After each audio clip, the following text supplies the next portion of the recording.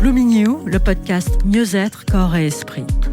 Rencontre avec Julien Paganetti, marchand d'art et l'auteur du livre Gainsbourg, la flamme du scandale, paru aux éditions Hercher.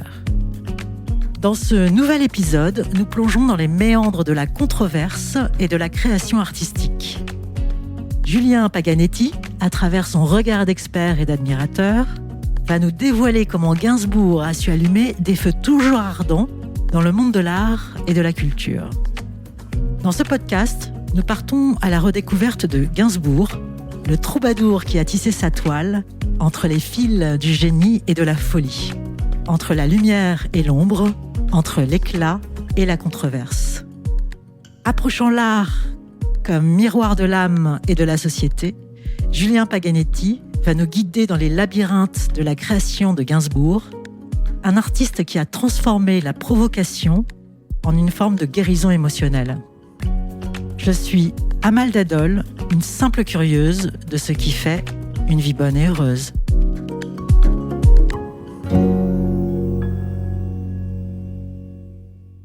Julien Paganetti, bonjour. Bonjour Amal. Alors, dans votre ouvrage, vous dépeignez Gainsbourg comme un maître de la provocation. Comment cette provocation a-t-elle servi de catalyseur dans sa créativité et son expression artistique ? Avant de vous répondre, j'ai beaucoup aimé le terme de troubadour que vous avez employé. Je pense que ça leur a beaucoup amusé d'être qualifié ainsi. La provocation chez Gainsbourg, c'est l'expression de la liberté. C'était vraiment la démarche principale. Il voulait être unique, il voulait être libre, il ne voulait pas être entravé. Il voulait s'exprimer à sa manière et ne suivre aucune voie, aucun courant prédéterminé. Donc très rapidement, jeune, il a trouvé cette astuce qui lui convenait parfaitement de provoquer de telle ou telle manière pour se faire remarquer, pour s'exprimer dans la chanson, parfois dans le cinéma. Il a écrit également un livre qui était assez provocateur. Il a fait plein de publicités en tant que réalisateur provocatrice et évidemment, on connaît plein de chansons de sa plume assez, j'allais dire, choquante. Il a repris la Marseillaise au début des années 80, ce qui avait fait un tintamarre pas possible en France. Donc voilà, c'est vraiment la provocation au service de sa propre liberté. Alors, la notoriété et la réputation de Gainsbourg ont été marquées par le scandale. Selon vous, en quoi le scandale peut-il être une forme de thérapie ou un moyen de communication plus profond avec le public ? Peu le savent, mais Gainsbourg avait du mal à vivre, souffrait à vivre, était assez mélancolique, désespéré, pour aller même plus loin, particulièrement dans les années 80 d'ailleurs, après sa séparation d'avec Jane Birkin. Et il était en quête d'amour, il voulait qu'on le regarde, il voulait qu'on le voie, il voulait qu'on l'aime, qu'on l'apprécie, qu'on le remarque comme un être singulier, différent, exceptionnel, extraordinaire dans le sens pas ordinaire. La provocation, c'est ruer dans les brancards, c'est attirer les caméras, les micros vers lui. Donc, c'était un moyen pour lui d'être remarqué, puis d'être aimé. Alors, la provocation, c'est un art assez difficile, délicat, périlleux. Parfois, on se trompe, parfois, on se casse la figure. Parfois, on n'attire pas l'amour, mais la haine, au contraire. Personnellement, je crois qu'au final, sa partie provocatrice est gagnée, parce que beaucoup de spectateurs, auditeurs, beaucoup de Français ont une affection profonde pour lui. Il a marqué l'histoire. Je pense, hein. Alors, de quel scandale vous faites état dans votre livre ?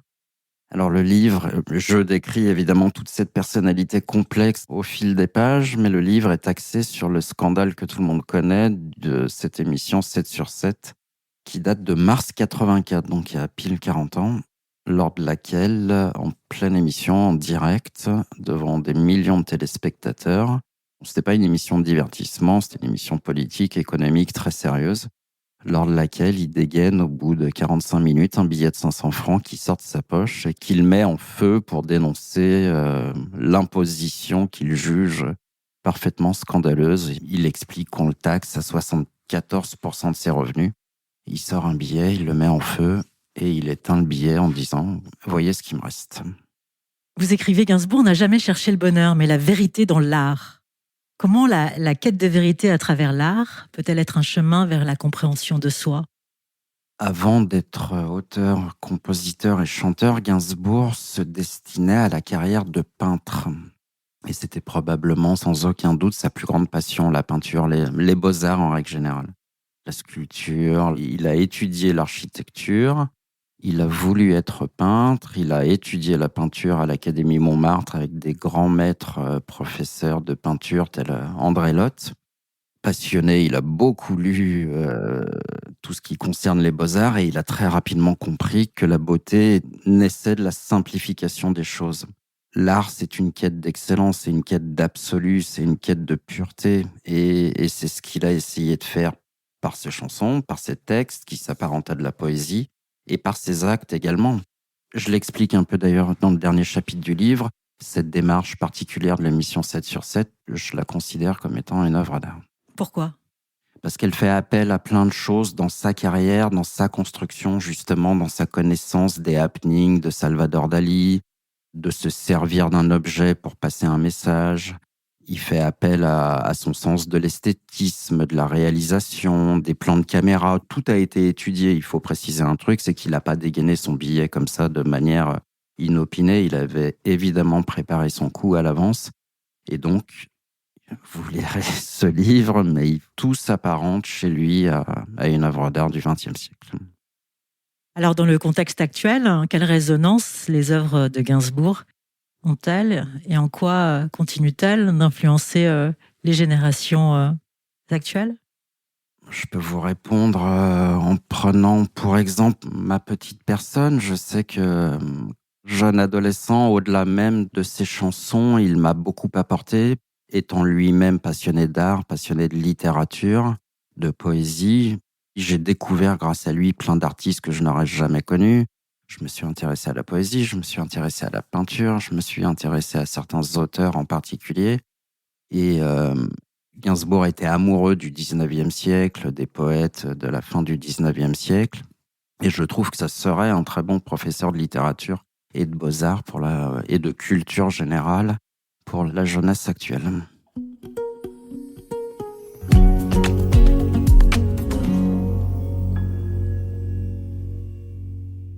La dimension politique et sociale est souvent présente dans l'art de Gainsbourg.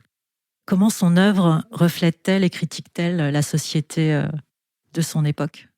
Gainsbourg est né à Paris dans les années 20, en 1928, mais il est le fils de parents russes qui avaient fui la Russie en 1917 suite à la Révolution.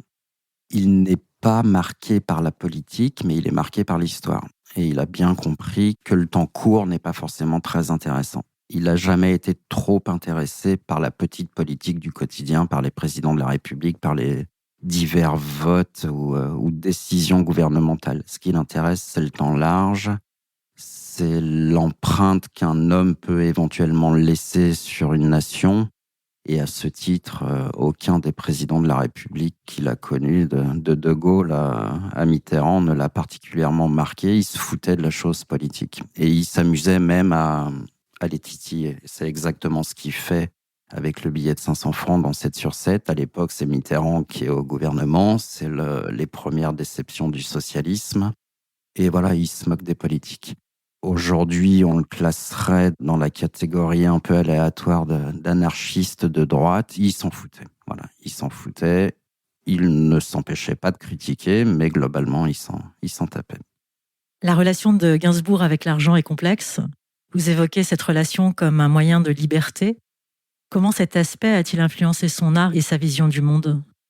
On revient à sa quête d'amour.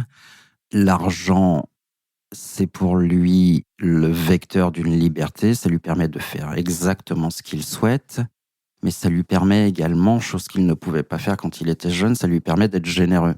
Alors là, en l'occurrence, il a brûlé un billet de 500 francs, mais toute la journée, il donnait des pourboires. Il donnait pas des pourboires de 10 francs, il donnait à chaque fois des pourboires de 500 francs. Dès qu'il y avait une association qui lui réclamait de l'argent, il donnait de l'argent. Dès qu'il prenait un taxi, une course à 15 francs, il laissait un billet de 500 francs. Il avait le cœur sur la main. Évidemment, tous ceux qui recevaient un billet de 500 francs avaient des yeux émerveillés envers Gainsbourg. Il achetait l'amour. En résumé, c'est peut-être un peu vulgaire ce que je dis, mais c'était sa richesse, parce que c'était l'artiste le plus riche de France dans les années 80. Enfin, celui qui était le mieux rémunéré, en tout cas. cet argent lui permettait d'attirer l'amour. Il en était fier, il en était heureux. Il avait, je l'explique dans le livre, pas ce côté pudibond avec l'argent souvent les Français. On parle pas d'argent, on dit pas je gagne tant, jamais on parle de ça. Lui, il était très fier parce que cet argent, il l'avait pas volé, il l'avait mérité, il avait du succès. C'était le fruit de tous les albums qu'il avait vendus, donc de l'amour qu'il avait récupéré. Les personnalités comme Gainsbourg sont souvent tiraillées entre leur image publique et leur vie privée.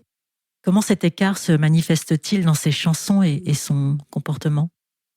Il avait cette mélancolie en lui, cette incompréhension du monde ancrée en lui. On va pas refaire toute son histoire, mais il vit pendant plus de 10 ans avec Jane Birkin, clairement l'amour de sa vie. Et à la fin des années 70, début des années 80, Birkin le quitte. Et là, il se perd. Je fais une digression. Il se trouve que le moment où Birkin le quitte, c'est le pinacle de sa gloire. C'est là où il a le plus de succès. Donc là, il s'égare complètement entre le succès qu'il obtient enfin, après plus de 20 ans de carrière, entre l'argent qui arrive en masse, mais entre son grand amour vient de partir. La consommation d'alcool prend des proportions élevées. Et donc là, il se perd entre image publique, image privée, alcool, désespoir, créativité. C'est la période, il écrit des albums sublimes pour Birkin et Isabelle Adjani au début des années 80. Donc tout est paradoxal, contradictoire, violent, extrême, et il se perd dans ce mélange de sentiments. Il écrit sous alcool ? Je ne pense pas. Il note des idées, il note des mots, certainement sous alcool, un peu grisés. Certaines rimes ou mots doivent lui venir en tête, il les note. Et après, quand il travaille, c'est un mec sérieux. Il a l'air je m'en foutiste, complètement dégagé de la réalité, mais c'est un mec très strict, très organisé, très sérieux, très travailleur. Il travaille à la dernière seconde, mais il est très travailleur. Alors, le génie créatif de Gainsbourg est indéniable. À travers votre livre, comment abordez-vous la question de l'équilibre fragile entre génie et excès personnel ? Le génie et le talent est un sujet qui a toujours intéressé Gainsbourg. On revient là à la peinture. Lui ne se considérait pas génial. Pour lui, les génies, c'était les grands peintres, c'était les grands poètes, c'était Arthur Rimbaud ou les grands peintres du 19e siècle comme Delacroix. Lui, il se considérait comme talentueux. Extrêmement talentueux, mais pas comme un mec génial. Du fait de son désespoir latent, l'alcool est un compagnon de route. Ça lui mettait une pommade sur ses blessures d'homme. Qu'est-ce que ça lui a apporté ou qu'est-ce que ça lui a enlevé à son talent créatif ? Ça, nul ne peut répondre.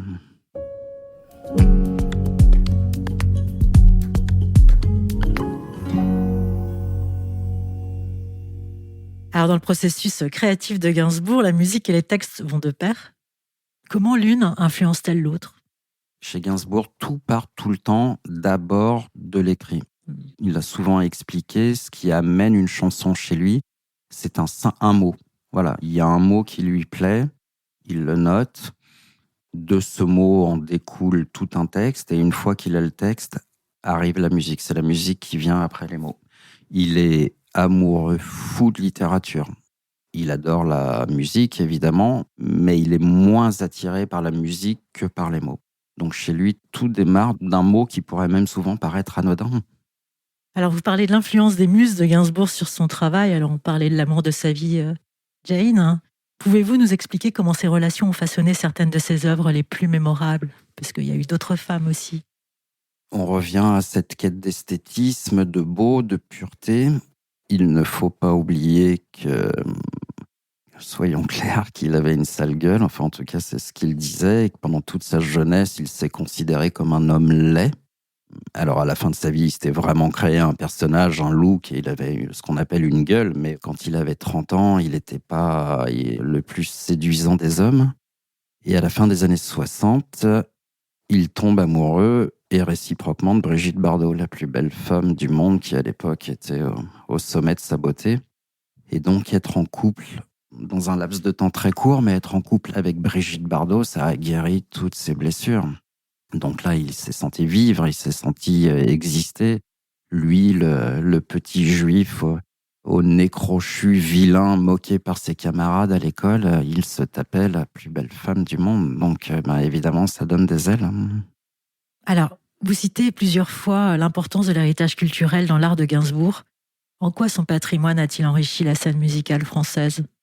Le sien propre. Ouais. Gainsbourg a une qualité remarquable qu'on trouve assez rarement, c'est qu'il n'a jamais fait la même chose. Il n'a jamais... Il y a plein d'artistes remarquables qui font toujours la même peinture, qui font toujours les mêmes livres, qui font toujours la même musique. C'est pas une critique que j'aimais, mais il est assez difficile de sortir de sa propre personnalité. Mais Gainsbourg, lui, est passé du jazz il a inventé plusieurs trucs, de ce qu'on appelle le talk-over, c'est-à-dire ne pas chanter sur une musique, mais réciter un texte, parler. Il a fait du reggae, il a fait du funk, il a fait de la musique sud-américaine, de la musique africaine. Donc, dans ce principe-là, il a offert déjà plusieurs couleurs différentes et musicales aux Français. Après, là, c'est moi qui vous parle. C'était un écrivain et un poète hors du commun. Il avait un maniement des mots à mon sens, qu'aucun de ses contemporains n'a. J'invite tout le monde à poser la musique et à prendre le petit livret, à lire les textes de Gainsbourg comme on lirait de la poésie, et c'est assez impressionnant.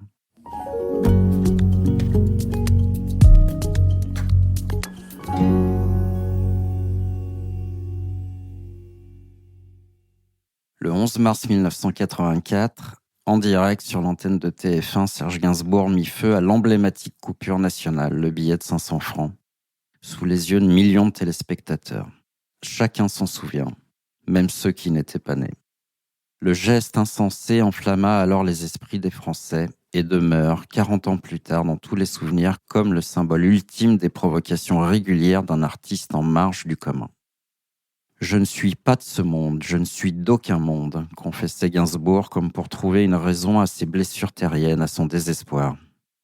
Cette considération de son être propre, accompagnée d'une quête éperdue de liberté, encouragea une forme de décalage au monde qui lui valut en d'innombrables occasions 1000 incompréhensions du public. En effet, avant-gardiste en chaque discipline, il était de ces hommes qui marquent en toute occasion et qui jamais ne laissent sans opinion, qu'on abhorre ou qu'on adore. La genèse de cet acte incendiaire trouve sa source en de multiples circonstances, faits et causes, nous le verrons. L'onde de choc national qu'il généra fut infinie et marquante pour tous. Ce billet enflammé, étant devenu le témoin d'un temps, sorte de photographie de la société française, marquée de socialisme dans toutes ses béatitudes et tourments.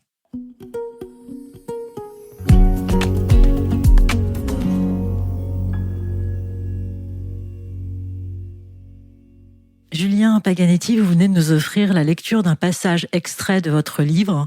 Pourquoi avez-vous choisi cet extrait ? Parce que j'aime beaucoup cette citation qui fait malheureusement écho en moi. Je ne suis pas de ce monde, je ne suis d'aucun monde, qu'il a souvent répété.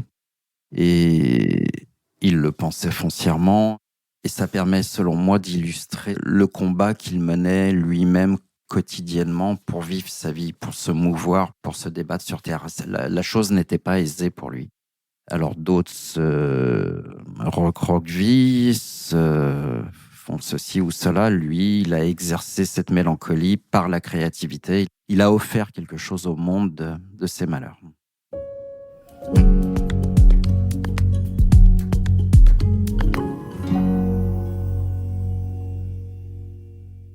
Gainsbourg a toujours entretenu une relation particulière avec son public. Comment son approche de la célébrité diffère-t-elle de celle d'autres artistes de son temps ? Le temps passe et on oublie ces années 70-80, mais il y avait très peu de chaînes de télévision, il n'y avait pas de réseaux sociaux, il n'y avait pas de chaînes d'information en boucle à la télévision. Et il y avait quelques personnages qu'on voyait régulièrement dans la presse ou qui étaient régulièrement invités dans toutes ces émissions de grandes audiences parce que c'était des bons clients. Donc ces personnages, c'était qui ? C'était des proches, c'était Coluche, c'était Gainsbourg. Et c'était un peu des stars de leur propre art, mais c'était un peu des stars sociétales. Enfin, c'était des personnages de société. Alors chacun essayait d'emmener la société dans son chemin, y parvenait ou non. Mais c'était des personnalités marquantes et lui, il était très fier et très heureux d'avoir ce côté paternel auprès des jeunes adolescents qu'il appelait les petits gars ou ces petites nanas. Il était très fier de jouer au papa. C'est comme ça que je l'interprète avec les jeunes Français. Alors vous abordez dans votre livre la manière dont Gainsbourg a utilisé son art pour faire face à ses propres démons. Comment cet aspect personnel se traduit-il dans ses textes et sa musique? Vous en parliez tout à l'heure. Il a souvent expliqué, à juste titre, que tous ses textes sont négatifs, sont désespérés. Il ne chante pas l'amour naissant, il chante et écrit les ruptures, les blessures, les amours perdus. Je suis venu te dire que je m'en vais. Il chante les blessures, il chante les souffrances. Alors de ça, il a fait des textes sublimes. J'en ai pas qui me viennent en tête là tout de suite maintenant, mais voilà, c'est l'expression du tragique tout le temps, voilà, qu'il essaye encore de transformer en une création artistique. Alors la provocation artistique est le thème central de votre ouvrage. Comment peut-on interpréter la provocation comme une forme d'expression authentique plutôt que comme un simple désir de choquer?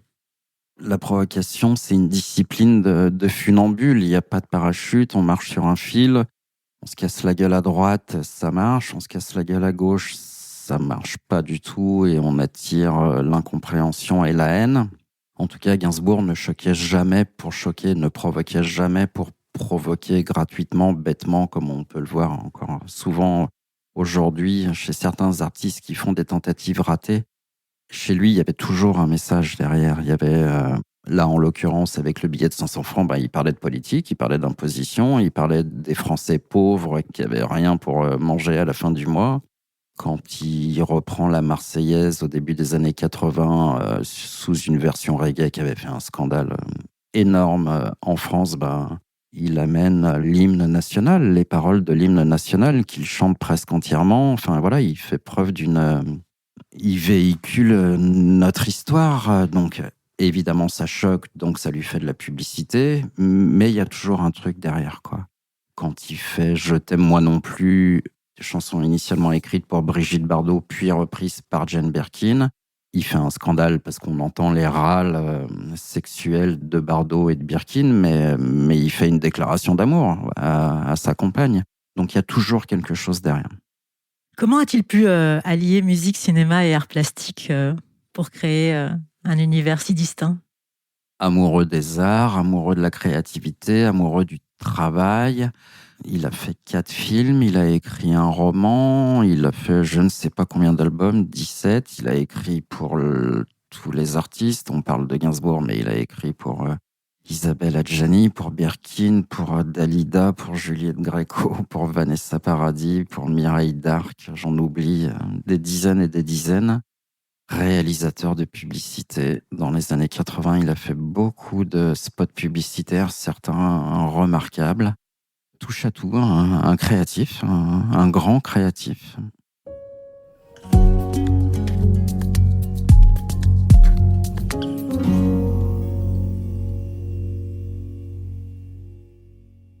Comment se déroule le processus créatif de Gainsbourg? Vous disiez tout à l'heure que tout partait d'un mot.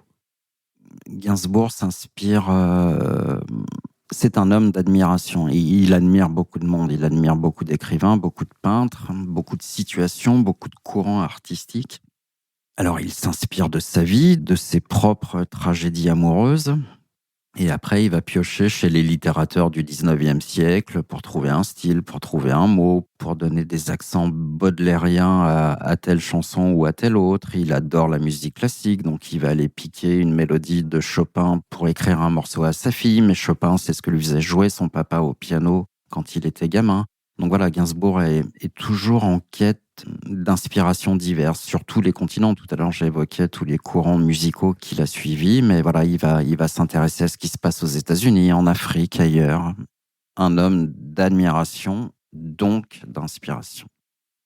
Alors, en tant que fin connaisseur de l'art et de la musique, comment évaluez-vous l'influence durable de Gainsbourg sur les artistes contemporains et la culture populaire?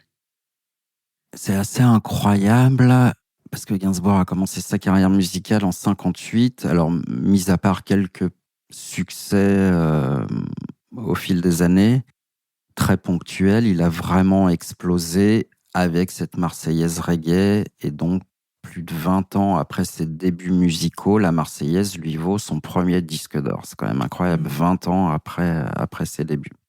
Quand il est mort en 91, c'était un artiste français connu en France, mais totalement méconnu aux États-Unis ou dans le reste du monde.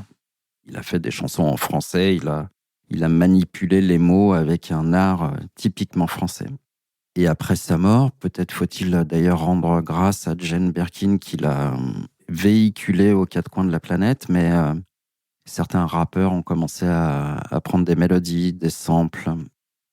Le bonhomme, ses attitudes est charmant, enfin attirant en tout cas. Donc aujourd'hui, je reviens tout juste des États-Unis où j'exposais moi-même des manuscrits de Gainsbourg dans une galerie et j'étais effaré du nombre d'Américains qui connaissent et qui admirent Gainsbourg et qu'il est considéré aujourd'hui comme un artiste en marge, un peu punk, un peu underground, comme un grand créateur du XXe siècle et dans le monde entier, du Japon aux États-Unis, en Angleterre. Et ça, c'est vraiment, je pense qu'il en serait évidemment hyper heureux aujourd'hui et c'était pas le cas à sa mort. Quelle influence a eu Jane Birkin sur Gainsbourg et sa créativité? Fondamentale. Avant de vous répondre sur la créativité, elle a déjà eu une grande influence sur son look, sur sa gueule d'homme laid. Même s'il s'est tapé Bardot juste avant, il se considère comme un gars vilain. Elle lui a un peu créé un look, elle lui a trouvé ses répétos, elle lui a demandé d'allonger ses cheveux, de se faire pousser la barbe. Donc il s'est senti déjà naturellement mieux dans ses baskets.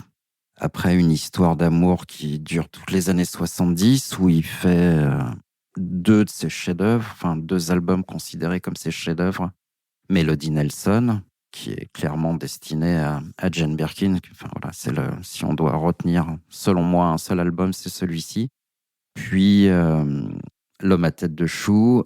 Les amours se passent idéalement pendant les années 70, 2 albums merveilleux. Les années 80, basculement, séparation, désespoir, alcool.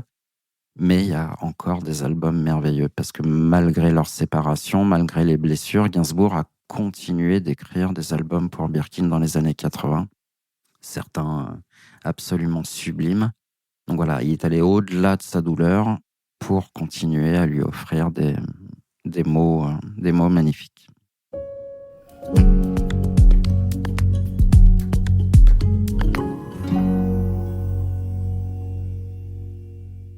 Quelle est la principale leçon que vous espérez que les lecteurs retiennent ou retiendront de votre livre sur Gainsbourg? Plusieurs choses. Un, ce n'est malheureusement pas le cas aujourd'hui, mais de moins en moins le cas, mais ne renoncez jamais à votre volonté d'être libre. Faites ce que vous voulez, agissez, ne blessez personne, mais agissez, ne vous auto-censurez jamais. Soyez libre. Deuxièmement, d'une blessure peut naître de la beauté et de la création. Et troisièmement, intéressez-vous plus profondément à ce personnage qui était complexe, paradoxal, brillant, exceptionnel et qui, à mon sens, manque un peu à la vie nationale et à la vie culturelle en règle générale.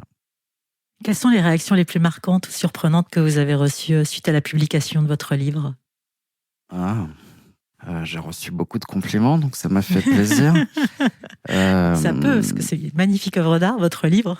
Écoutez, je vais être totalement immodeste, mais... Sans fausse coquetterie, hein. Non, j'ai eu le plaisir d'interviewer Bambou, qui était la dernière compagne de Gainsbourg durant les années 80, qui était la seule avant l'émission 7 sur 7 à être au courant de ce qu'il allait faire. Il y en avait qu'une qui était dans la confidence, c'était elle. Bref, je l'ai interviewée, elle est adorable. Je l'en remercie encore. Je lui ai envoyé le livre qu'elle a lu et elle m'a fait le plus beau compliment du monde qui, pour moi, vaut toutes les légions d'honneur de la Terre. Elle m'a dit que j'avais tout compris à Serge Gainsbourg.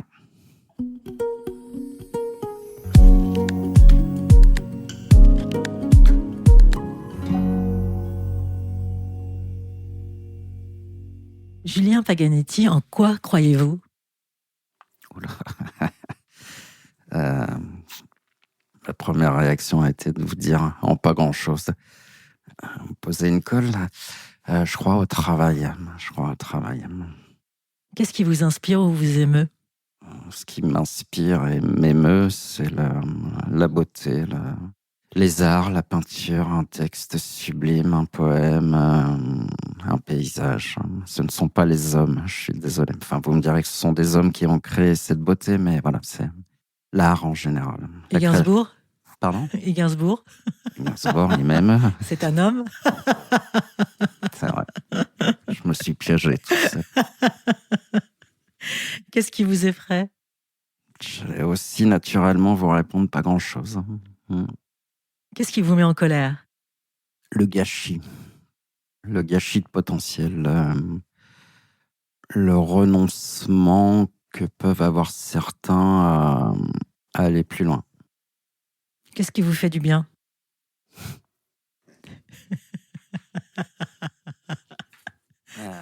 Il n'y a pas de censure sur Blumigno. Ce qui me fait du bien, c'est marcher dans des paysages sublimes, visiter des musées et lire un bon livre. Votre mantra ou la phrase qui vous fait du bien? Je n'ai pas de mantra, mais j'aime beaucoup les poètes et j'adore Arthur Rimbaud. Et je pense souvent à une phrase que j'ai découverte quand j'étais jeune adolescent, qui est dans les Illuminations et qui dit, je cite, « J'ai tendu des cordes de clocher à clocher, des guirlandes de fenêtre à fenêtre, des chaînes d'or d'étoile à étoile, et je danse. » Eh bien, merci Julien. Merci à vous, Amal. Notre conversation avec Julien Paganetti nous invite à embrasser la complexité de l'existence. Gainsbourg, artiste indompté et éternel chercheur de vérité, se révèle à travers la flamme du scandale comme un philosophe déguisé en troubadour des temps modernes. Dans la lignée des penseurs de la Renaissance, qui voyaient en chaque expérience une leçon de vie, notre échange nous exhorte à reconnaître dans les provocations de Gainsbourg non pas de simples actes de rébellion, mais les reflets d'une société en perpétuelle mutation.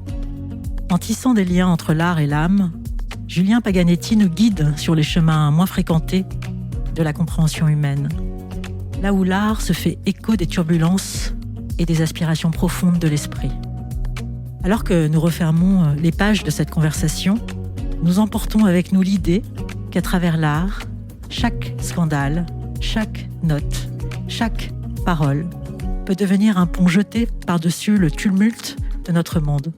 Une passerelle vers un dialogue plus riche avec soi-même et avec les autres.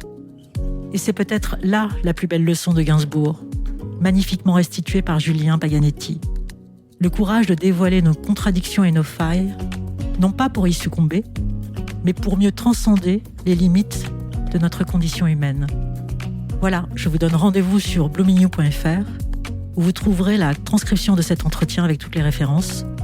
Je vous dis à très vite pour de nouvelles rencontres et découvertes. Et en attendant, je vous souhaite tout le meilleur. À bientôt.